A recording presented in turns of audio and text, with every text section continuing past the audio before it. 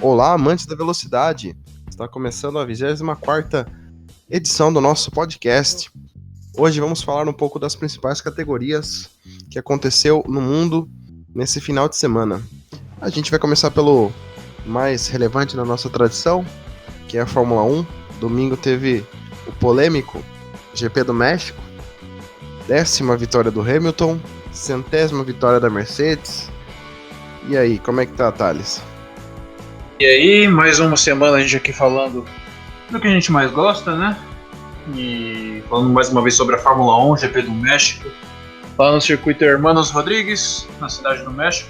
Corrida bastante movimentada, cercada de bastante tensão, principalmente na largada, né? Mesmo no sábado, na verdade, a gente teve a pole do Max Verstappen, que acabou perdendo por causa de uma punição. Ele não tirou o pé sob bandeira amarela e acabou sendo punido em 3 lugares.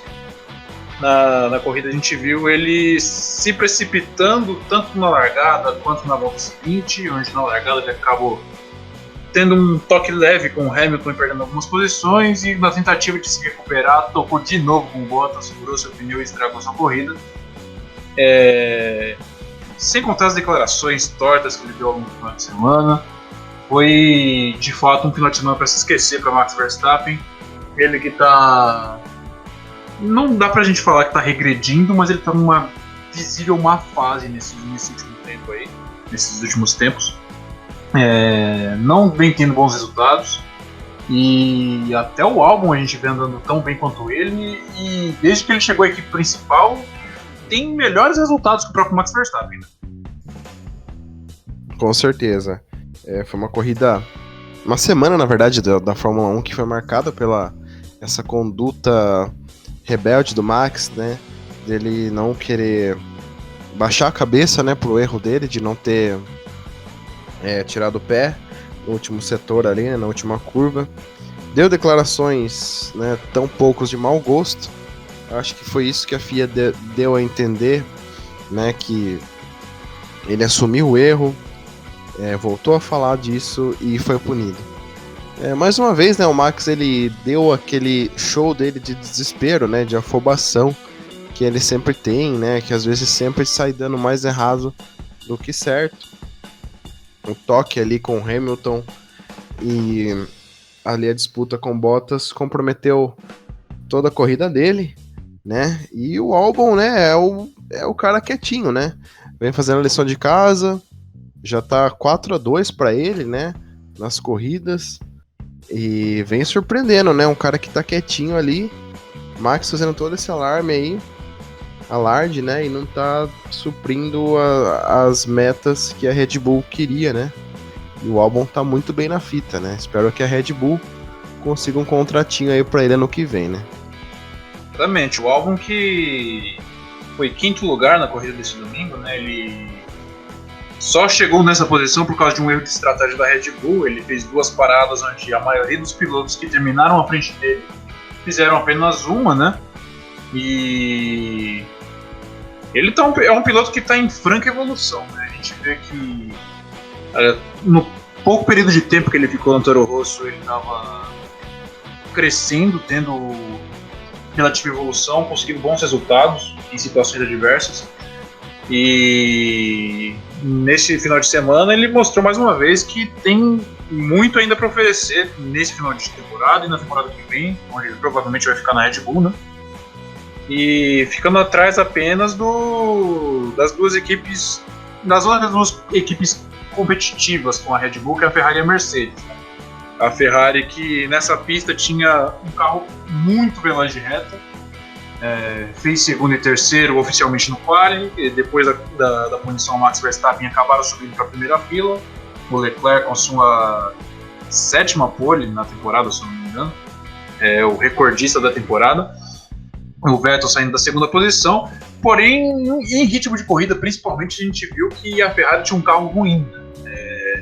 Nos setores 2 e 3 do circuito Hermanos Rodrigues, que a gente sabe que tem curvas de baixa e curvas de alta, o carro da Ferrari acabava tendo muitas dificuldades, o carro acabava saindo de frente, do jeito que os pilotos detestam guiar, e por isso que eles não tiveram força suficiente para batalhar pela vitória nesse final de semana. Mas também vale ressaltar que essas estratégias erradas comprometeram aí, né, as chances da Ferrari ganhar a corrida. Eu acho que a Ferrari, óbvio que ela ainda tem algumas dificuldades, algumas pistas, porém ela tem um bom carro, né, um bom carro acertado, e a gente vê que a Mercedes e a Ferrari, ela não tá no auge, né, no ponto forte do carro que foi a Mercedes no passado, que dominava qualquer tipo de pista, e a Ferrari, ela tá com um carro, digamos assim, 10% a menos de desempenho que a Mercedes, né? A Ferrari que agora tem um míssil de reta, a gente via nas voltas finais, Bottas tentando chegar no Vettel, mas de jeito maneira, nem com asa aberta, o Bottas conseguia passar o Vettel, né? Vale ressaltar também, né, falando um pouco do pelotão intermediário, a pontuação da Renault e o que o Ricciardo fez com 50 voltas no pneu duro, né? Exatamente, o Ricardo que teve uma má classificação, né? Largou lá de trás, saiu com pneu duro, fez, como ele mesmo falou brincando depois da corrida, fez 120 voltas com pneu duro. Um pouquinho de exagero para causar efeito, logicamente, mas ele fez mais de 50 voltas, fez 3/4 da corrida com o pneu que largou. Parou no final para pôr os pneus médios, né? Que os pneus macios nessa corrida eram um verdadeiro prejuízo, não aguentavam 10 voltas. Assim como é todo ano, né, que o pneu mais macio do final de semana no México não aguenta muito. Ano passado foi a mesma coisa. Ficou para trás, no final da corrida ele conseguiu alcançar o Pérez, porém ele não teve potência de reta para poder passar o carro da Racing Point, acabando apenas na 8ª posição. Falando do companheiro de equipe dele, o Nico Hülkenberg, acabou a corrida de uma maneira dramática, né? Acabou numa batida bem constrangedora com o Kvyat na última curva da corrida, última curva da última volta. O Kvyat acabou sendo punido por causa disso, né? Perdeu 2 posições. Foi adicionado 10 segundos ao tempo final da corrida dele. O Hülkenberg, com isso, garantiu a 10ª posição, mesmo sem asa traseira na linha de chegada. Depois, no final da comemoração, a gente viu um Renault sem asa traseira. A gente ficou meio sem entender depois que a gente viu. Do meu ponto de vista, não foi um acidente proposital, acho que nem merecia uma punição. Porque Kvyat, ele entrou ali dentro, né? Acho que acontece, não é de um ponto de vista meu. Mas aí, né, um pontinho aí que o Hülkenberg leva para casa. Vale lembrar que ele tá desempregado para a próxima temporada e tá fora da Fórmula 1, né?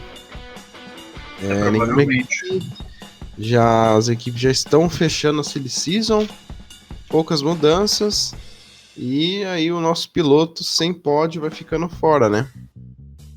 Exatamente, vai encerrar-se um ciclo na Fórmula 1, 10 anos na categoria, 10 não, 9, né? 9 anos na categoria, sem nenhum pódio. Certamente o piloto que mais andou sem conquistar pódio na história da Fórmula 1. É uma pena a carreira dele acabar desse jeito. Exatamente. Foi um cara que até pouco tempo ele tava... Ele é muito respeitado, né? Por todo mundo que vê ele correr, porém a chegada do Ricardo e os poucos resultados que ele vem tendo na Renault vem ocasionando essa má reputação dele e nenhuma equipe abriu o contrato. Uma pena, né? Um piloto aí que pra meio de pelotão é um cara legal. A gente conhecia muito piloto de meio de pelotão da antigamente, né? Heidfeld, Fisichella, né? Esse pessoal fazia muito bom trabalho aí, sempre figurando nas posições do meio, né? Exatamente. A gente tem que falar também, a gente acaba se perdendo com o tempo. Tem que falar um pouquinho da Mercedes também, né?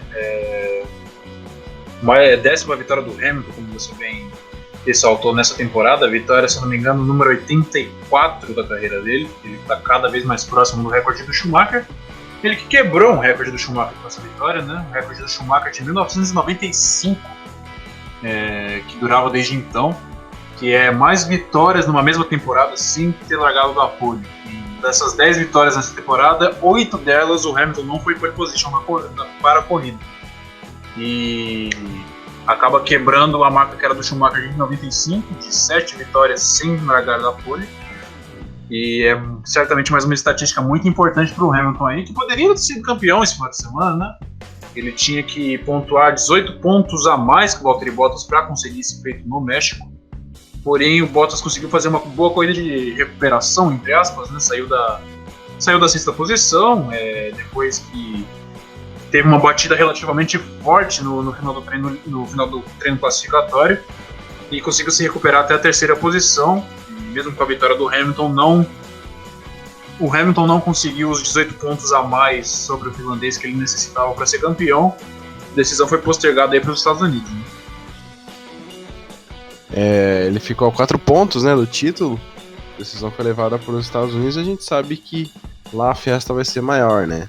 A Liberty Media que é isso, né? Já mudaram datas e por aí vai. E vai ser um show, né?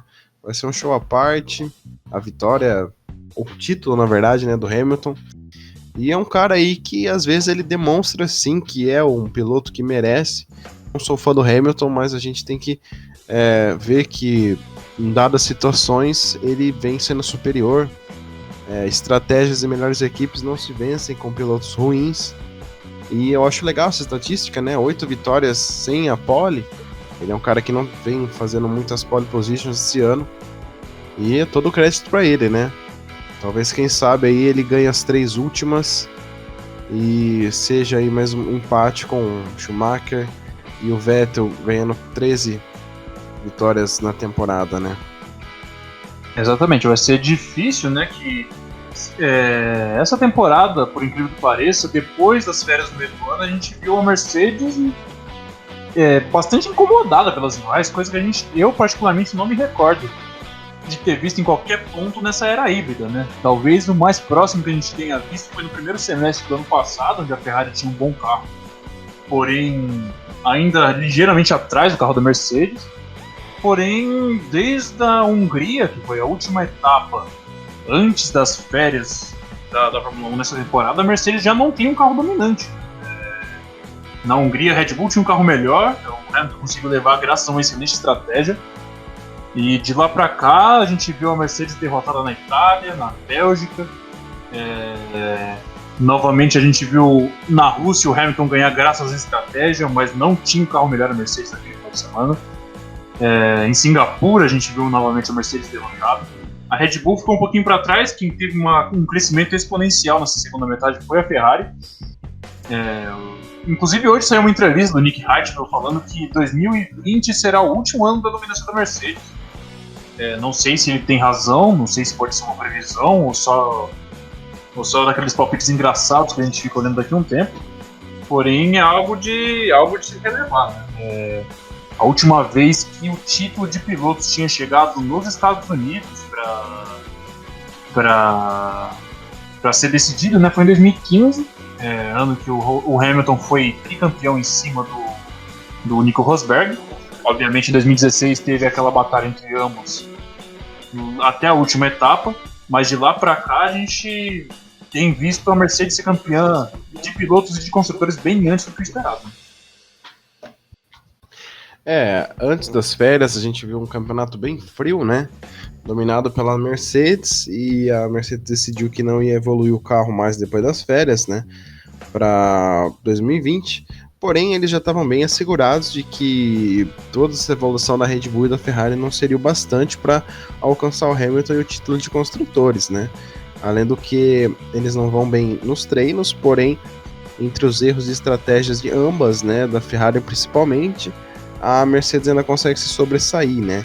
Em ritmo de corrida, a Mercedes é muito superior a várias equipes, e com isso, né, com os erros da equipe da Ferrari e da Red Bull, eles ainda seguraram o título. É legal ver que a mudança de regulamento ainda não está confirmada, né? E assim, a gente espera que mude, né? Mas se a Mercedes continuar, eu acho que ela não vai ficar querendo perder de graça não, né? Eu acho que ela entrou no esporte, foi para ganhar, e se ela não ver resultado, ela pode até ameaçar sair, né? Caso isso aconteça, deles não vencer mais depois desse regulamento, né? Exatamente, é o que as outras montadoras estão querendo fazer justamente por causa disso, né? Tanto a Renault quanto mais a Renault, na verdade, né? Diz que a ideia inicial do regulamento de 2021 era congelar o desenvolvimento de motores. A Renault falou que se isso realmente acontecer e eles forem prejudicados como aparenta ser, eles falaram que não tem mais motivo a Renault manter-se na Fórmula 1 e estão ameaçando desde já se retirarem da categoria, né? Agora que perderam a McLaren como cliente a partir de 2021, vão ter praticamente sua equipe de fábrica, praticamente não, somente equipe de fábrica, e a Honda a mesma coisa, né? A Honda veio com o argumento de que está em franca evolução, e de fato está mesmo, né? O motor Honda essa temporada se mostrou mais potente que o próprio motor Renault, e diz que se em 2021 realmente os gastos para desenvolvimento da unidade de potência forem congelados, a Honda também vai se retirar, porque a Honda não teve tempo hábil suficiente para alcançar as rivais da frente, Ferrari e Mercedes. Exatamente, e vale ressaltar também que essa mudança de motores da McLaren para a Mercedes abre um precedente de que uma das clientes da Mercedes irão deixar de ser Mercedes, né? Que a regra seria só 3 fornecedoras, né, por motor, e a gente vê que a Williams já confirmou que vai partir de motores Mercedes até 2025, e a única equipe aí que a gente vê que talvez possa não usar mais motores Mercedes seria a Force India Racing Point, né? Porque, como diz a regra da FIA, a fornecedora só pode fornecer para 3 equipes, e entrando a McLaren, eles ficariam uma faltando, né? Se eu não me engano. Exatamente. E saindo a Renault da McLaren, a Renault só forneceria de fato equipes de fábrica, né? E assim como a Honda só fornece as 2 equipes relacionadas à Red Bull. Fora isso, a gente vai ter Ferrari e Alfa Romeo com motores Ferrari, né? Com motores italianos. Vai ser realmente interessante ver como será a partir de 2021. Uns anos atrás a gente lembra que tinha um boato da Porsche querer entrar na Fórmula 1 como fornecedora de motor, o que a gente provavelmente não vê mais acontecendo, né? A Porsche que tá... A única categoria que a Porsche está realmente investindo atualmente é a Fórmula E. E por um lado seria muito bom o congelamento de gastos na unidade de potência, por outro lado seria ruim para a variedade de competição, né? Já que a gente não tem mais equipes novas vindo, nem fornecedores novas de motor vindo, não sei se seria a melhor alternativa nesse momento.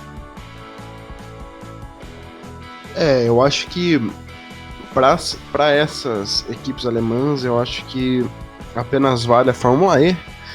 A Porsche, que vem com problemas nos testes, né, com o Neil Gianni e o André Lotterer, acho muito distante deles entrarem na Fórmula 1, com certeza. E ficaria legal. Não congelamento de gastos, né, porque aí daria vantagem ainda assim para a Mercedes, né, não teria porquê. A gente entrou nessa regra e a gente espera que 2021 realmente tenha, sim, uma mudança bem relevante, né? A gente vê aquele rumor, que é tipo uma lenda, né, de que a Mercedes possa sair em 2021 para voltar a se dedicar só à McLaren. Seria também uma coisa muito legal, né, de voltar também a Sauber. Rumores dizem que a Alfa Romeo talvez finalize com essa empreitada de Fórmula 1 e volte a Sauber de novo. E mais uma vez Mercedes, McLaren. Será que a gente vai ver de novo os tempos clássicos da Fórmula 1? Uma coisa do tempo clássico que certamente vai voltar é os carros com ground effect, né? O efeito solo. E de acordo com os testes em túnel de vento, tudo indica que em 2021 a gente vai ter novamente carros com efeito solo na Fórmula 1 mais uma vez, o que vai ser bastante bom, né? Já que em 2019 a gente viu que o principal problema foi o ar sujo, que impossibilita as ultrapassagens. Mas enfim, vamos ver. Agora faltando agora apenas 3 etapas para acabar o campeonato. Vamos ver o que vai rolar nessas 3 etapas finais aí, né? Com certeza. O final da corrida aconteceu Hamilton em primeiro, Vettel em segundo lugar e Bottas em terceiro. Agora a gente vai falar um pouco de NASCAR, começando com Truck Series, primeira vitória de Todd Gilliland, filho do piloto da velha guarda da Truck Series, David Gilliland, que a gente não via ainda a KBM vencer sem o Kyle Busch. Aconteceu nesse final de semana a primeira vitória do menino. Exatamente, não só da Truck Series, mas também da Cup Series, né? David Biglan, que é piloto experiente, né? Conhecido por andar em equipe de fundo de pelotão, né? Biglan conseguiu a sua primeira vitória na Truck Series da carreira.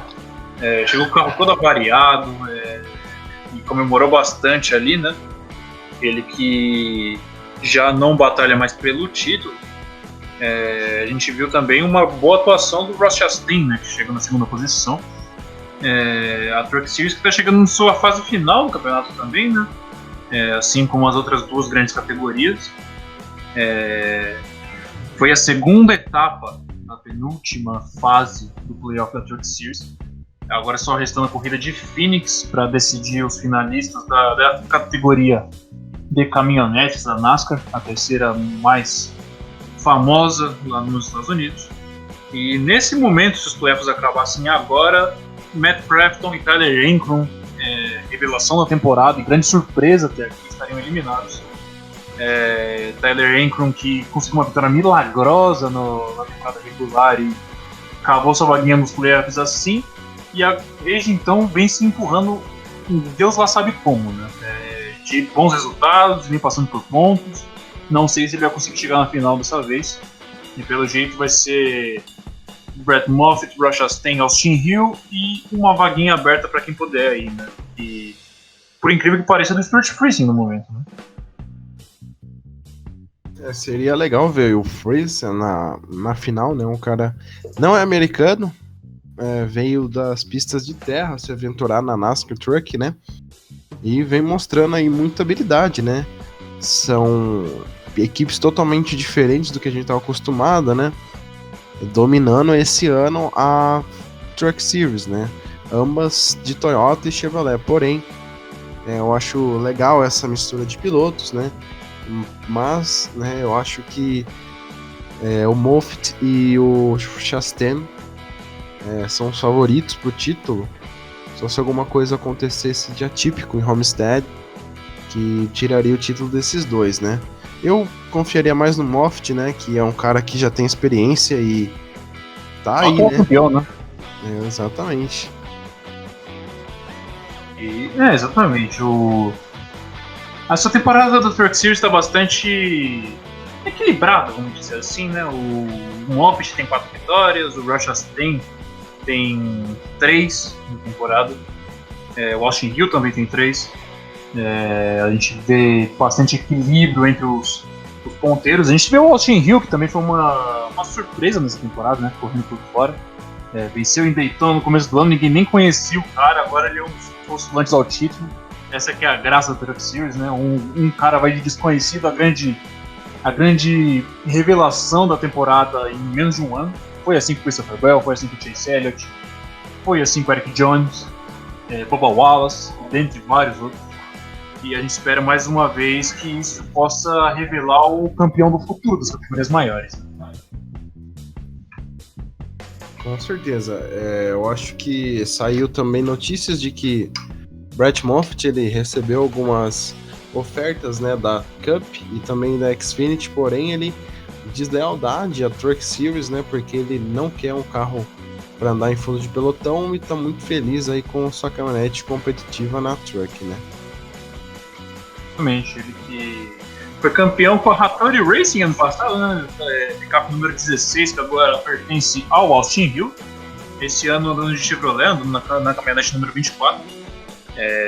Mostra que é um excelente piloto, né? Ele, quando moleque ainda, lá atrás, em 2013, fez algumas corridas no antigo carro da Michael Waltrip Racing, em 55.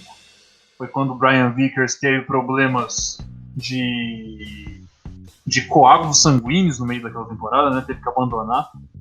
E por isso ele acabou fazendo algumas provas esporádicas no 55, que pra quem lembra, não era um carro muito ruim, mas também nem tão bom. E ele conseguiu bons resultados lá. Fez alguns top 10, às vezes figurava no top 5. Isso quando ele era jovem. Ele lembrava muito o que é o Alex Bowman hoje, né? Só que com mais potencial, vamos dizer assim. E agora teve uma nova chance na sua carreira, tá fazendo muito bem.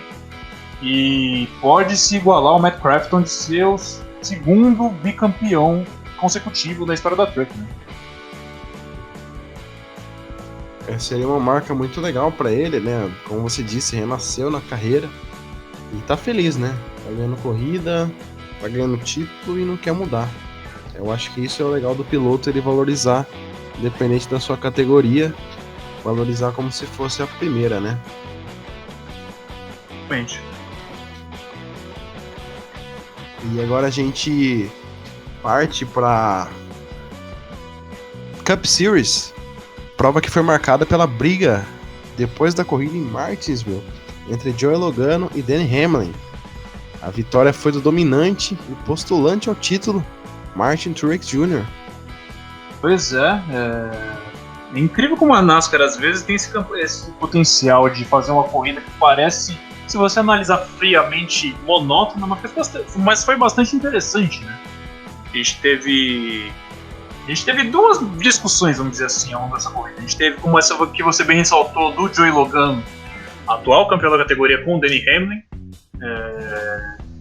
A discussão começou porque na corrida o Denny Hamlin acabou espremendo o Joey Logano no muro, que resultou num furo de pneu por 22. Ele acabou rodando e tendo um mau resultado. Depois da corrida, o Joey Logano foi tirar satisfação com o Denny Hamlin. O Denny Hamlin se irritou, partiu para cima e acabou sendo cercado e levando alguns socos da própria equipe de mecânicos do Joey Logano, né? Um foi até suspenso essa semana por causa desses episódios. E a outra discussão foi entre Aric Almirola e Kyle Busch. Dado certo ponto da corrida, foi onde aconteceu o, entre aspas, Big One da corrida de Martinsville, no clipe de papel. Kyle Busch estava para ser ultrapassado pelo Aric Almirola, ele se recusou a aceitar a ultrapassagem, fechou o Aric Almirola, causou um gigante acidente que envolveu quase 10 carros. O Aric Almirola ficou bastante irritado e deu uma declaração falando que daqui pra frente o Kyle Busch só pode até chegar na final, mas que vai ser um inferno para ele graças ao que o Aric Almirola vai causar. Essas discussões nessa parte final do campeonato é bastante interessante, né? Recado foi dado, né? E na NASCAR, entre aspas, é permitido o payback, né? E quando o piloto ele marca o outro na corrida, realmente ele vai e faz, né? Então acho que... Tô falando muito acho hoje, porém eu acho que o Kyle Busch tem chances de chegar à final, porém eu acho que muito remotas de título, né? Não vem bem nessa parte do campeonato, essa parte final, sem nenhuma vitória, e eu creio aí que Martin Truex e o Denny Hamlin sejam os favoritos aí, né? Talvez o Martin Truex, pelo fato de ele já ser campeão e dele, pra mim, ter mais experiência que o Hamlin, apesar do Hamlin ter quase o dobro de vitórias que ele. Eu acho que o Martin ele tem mais a frieza e sabe acertar bem o carro e dominar a prova, né? É bastante interessante de se ver, porque a corrida desse final de semana em Martin foi vencida pelo Martin Truex Jr., como você bem falou, ele liderou 470 das 500 voltas disputadas, foi uma dominância sem tamanho do carro 19. Mas é importante destacar também a exibição de dois pilotos, né? O Ryan Blaney, que acabou passando na Bacia das Almas para a segunda fase, para essa fase agora dos 8, após a corrida de corte lá no Kansas, semana retrasada.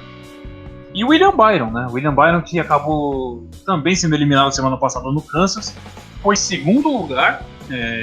Depois de dar o ponto da corrida, ele até iludiu as pessoas, achando que ele poderia ter carro para competir pela vitória, seria a sua primeira vitória na categoria. Porém, acabou morrendo na praia, né? Chegou na segunda posição. E dos postulantes ao título, dos 8 que ainda sonham com o título, o mais prejudicado foi o Chase Elliott, que teve problemas mecânicos no começo da corrida. Terminou 60 voltas atrás e acabou com o resultado oficial de 36º lugar. Isso automaticamente coloca ele num cenário que ele só vai chegar na final se vencer uma das duas corridas seguintes, o que vai ser bastante difícil para ele, né? Outro piloto que também, embora tenha ido bem, mas ainda está bastante crítico no resultado, é o Ryan Blaney, né? Porque ele não teve muitos pontos ao longo da temporada regular. Essa é a parte do campeonato que isso pesa bastante. E o Ryan Blaney está bastante abaixo da zona de corte e mesmo que ele consiga bons resultados, vai ficar difícil para ele, caso ninguém acima dele tenha problemas mecânicos nas duas corridas seguintes, que é Texas e depois em Phoenix. O Kevin Harvick está um pouquinho abaixo também da zona de corte, não é o melhor dos anos para o piloto do carro número 4. E dentre os 8 participantes dessa semifinal, vamos chamar assim, dos playoffs, apenas 3 não são campeões ainda, né? 4 na verdade: Chase Elliott, Kyle Larson, Ryan Blaney e Denny Hamlin. Desses 4, pelo menos 3 eu dou meu palpite que vai ficar de fora da final. Eu ainda acho que o resultado do Chase no momento eu talvez iria para a final, né? Que é o Truex, Hamlin, Kyle Busch e Logano. Apesar da péssima prova do Logano, né? Teve problemas. Eu acho que ainda ele consegue chegar na final. Também tem, né? Pode ser que Elliott tire alguma coisa da cartola e também tem uma raposa aí bem grande que é o Harvick, né? A gente nunca que vai poder descartar um piloto desse calibre, né? Que anda bem nessas provas do Oeste, né? Principalmente o Texas. E a gente tem que ficar de olho, né? Nesses dois, Elliott e Harvick. Eu acho que o Larson e o Blaney já estão fora, né? Chances nenhuma de avançar. Mas o Harvick aí eu não descartaria, hein? Exatamente. Fatalmente a Joe Gibbs Racing vai por pelo menos 2 carros, se não 3 na final. Né? É bastante triste, entre aspas, ver isso, porque a gente tem 4 equipes diferentes participando dessa fase dos playoffs. Né? A gente tem a Joe Gibbs, a gente tem a Stuart Haas, a gente tem a Penske, a gente tem a Chip Ganassi e a gente tem a Hendrick. É uma variedade de equipes nessa fase do campeonato que geralmente a gente não vê. Porém, a variedade na final não vai ser tão grande assim, fatalmente.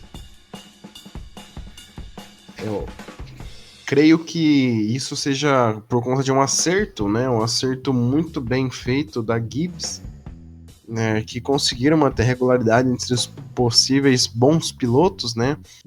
Entrou com Eric Jones também, porém a gente sabe que é muito difícil competir entre o nível de Martin Truex e Kyle Busch e companhia. E a Hendrick, né, ela não tem esses pilares fortes, né? Tem Bowman, né, que eu acho que ainda não é um piloto a nível de se chegar a uma final. O William Byron, que ainda tá aprendendo, e um futuro aposentado Jim Johnson, né? Então, só o Elliott aí que podia fazer frente à equipe. A Penske, né, foi, acho que uma sorte, né? Também não conseguiu um conjunto bom nessa metade de campeonato, que eles estavam fazendo sempre boas corridas no começo do ano. E sobrou pro melhor, né? Não tem muito o que dizer. Eu acho que a Gibbs fez o trabalho de casa e facilidade vai colocar os 3 carros em Homestead. Não tem o que falar. Trabalho impecável da Toyota, né? Já ganhou aí, acho que já passa de 12, 13 corridas no Construtores. E é isso, né? As porcentagens estão mais para um piloto da Gibbs do que agora seria uma zebra de todos os outros, né? Exatamente. Vamos ver como vai ser nessas 2 corridas restantes, né? O próximo capítulo da temporada acontece no dia 3 de novembro, vulgo, também conhecido como próximo domingo, às 5 horas da tarde no horário de Brasília, lá no Oval do Texas. Prova no Texas no domingo. Agora a gente vai falar um pouquinho de MotoGP, mais uma vitória da Formiga Atômica e num final emocionante. Exatamente, a gente teve a corrida de Phillip Island nesse final de semana, né? Corrida do GP da Austrália. O campeonato já decidido, né? Mark Marques mais uma vez campeão.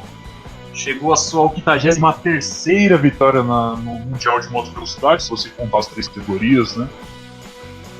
Na MotoGP, a 55ª, se não me falha a memória. Ele passou o Mick Doohan no número de vitórias na categoria principal,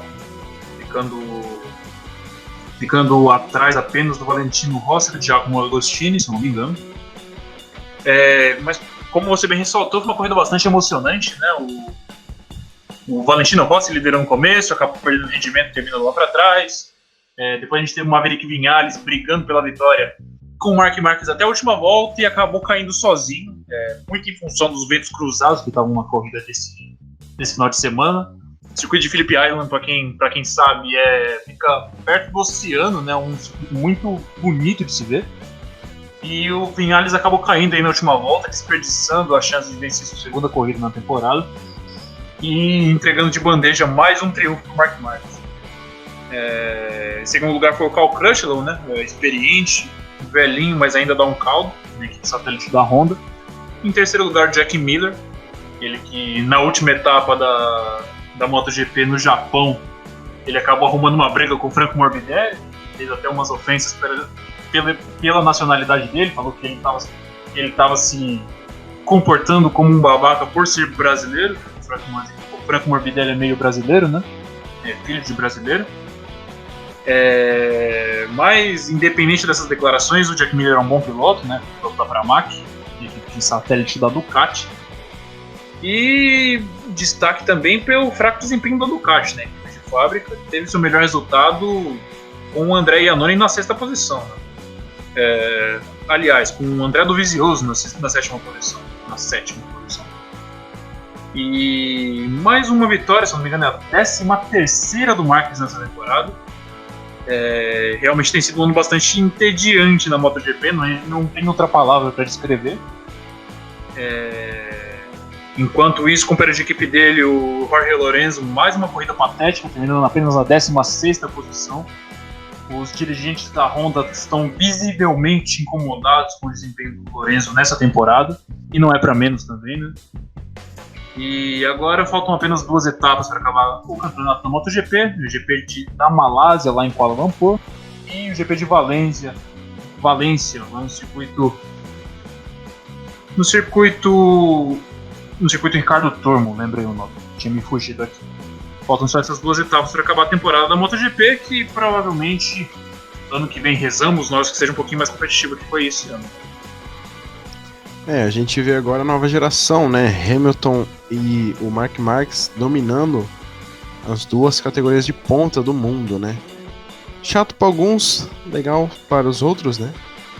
Torcedores da Mercedes e da Honda. Porém, né, fica naquela mesmice. Acho que pode acontecer alguma coisa, né? A Yamaha melhorar a moto. A gente também espera a Ducati, né?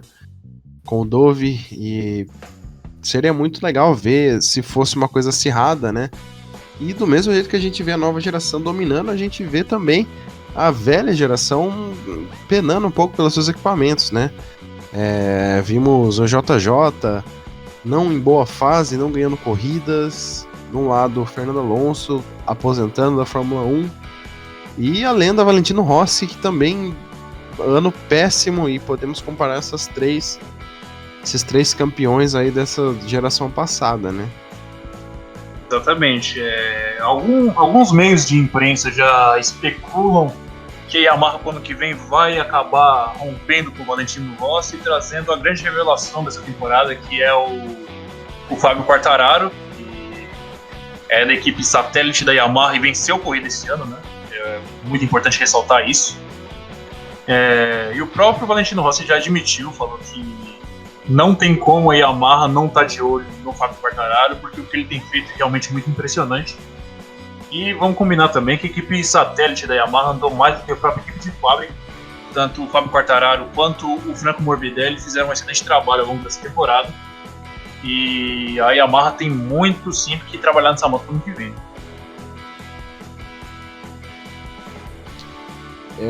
E a gente torce, né, para que isso aconteça, que a nova geração aí bote fogo, né, não deixe só o Marques ficar ganhando, né.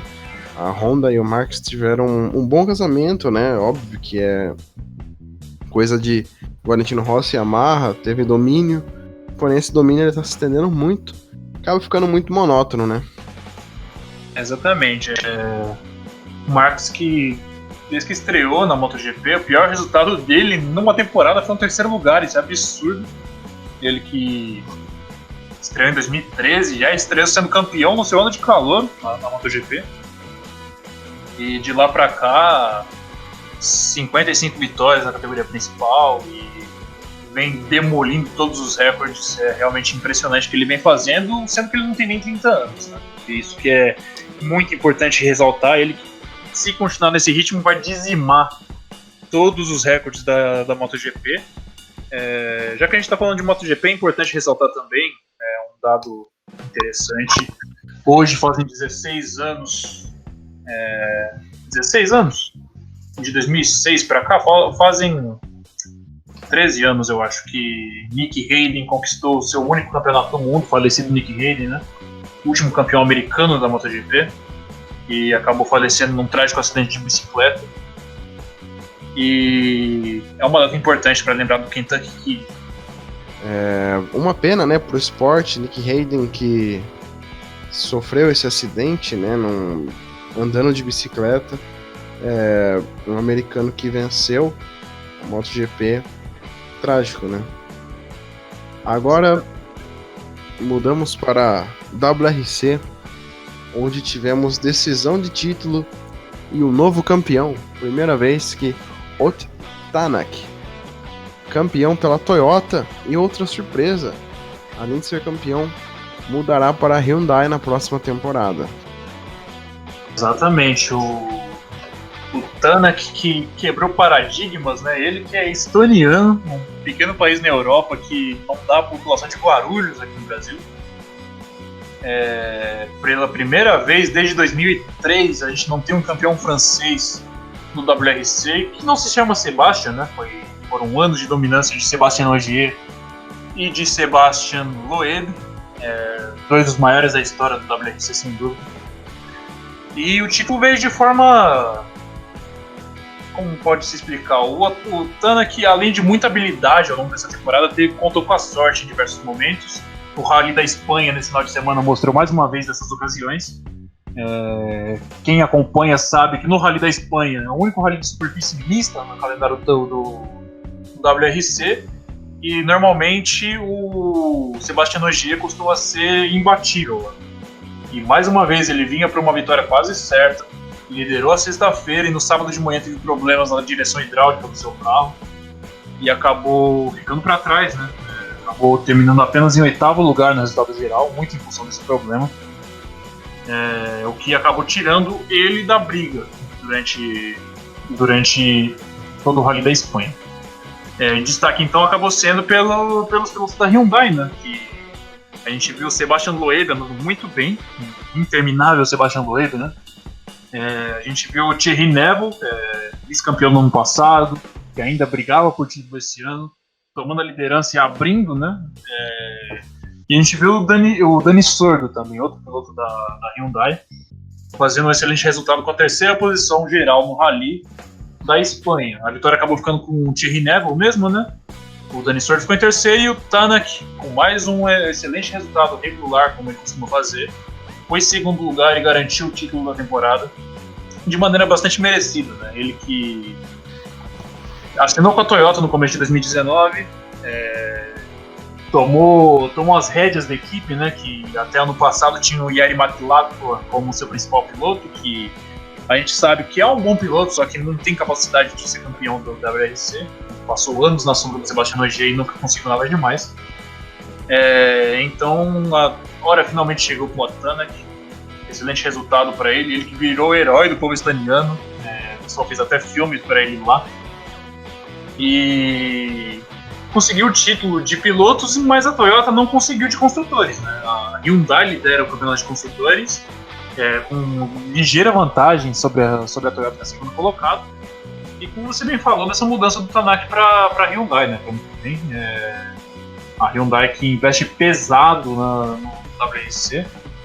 E é onde ela usa como experiência para desenvolver a divisão N deles, né, de carros esportivos da Hyundai que rodam na rua. No Brasil não tem, mas na Europa é bastante atuante. E bastante feliz em saber que nessa batalha de fabricantes a Toyota conseguiu pela primeira vez o título na principal categoria do Rally Mundial. E o Tanaka aí conseguiu seu primeiro triunfo. Bom, parabéns pro piloto, né? Que já mudou de equipe, né? Questões financeiras e de também dúvidas sobre a confiabilidade da Toyota. E abre um precedente, né? A Toyota ainda não tem um piloto confirmado. E, né? Óbvio que isso não é realidade. Porém, vale ressaltar que Fernando Alonso é um piloto oficial Toyota. Ele divide todas as frentes principais da montadora. Quem sabe um dia no futuro ele não venha se aventurar, né? Ele que está confirmado pro Rally Dakar.